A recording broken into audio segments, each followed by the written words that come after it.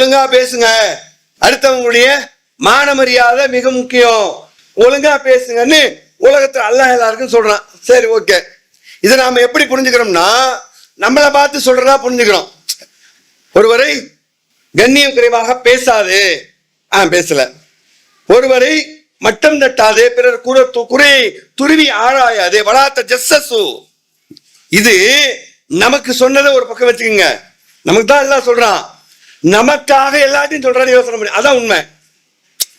இப்ப பிறர் குறைய பேசாதுன்னு என்கிட்ட சொல்றது அட்வைஸ், எனக்காக எல்லாருக்கும் சொல்றதுக்கு பேரு என்ன?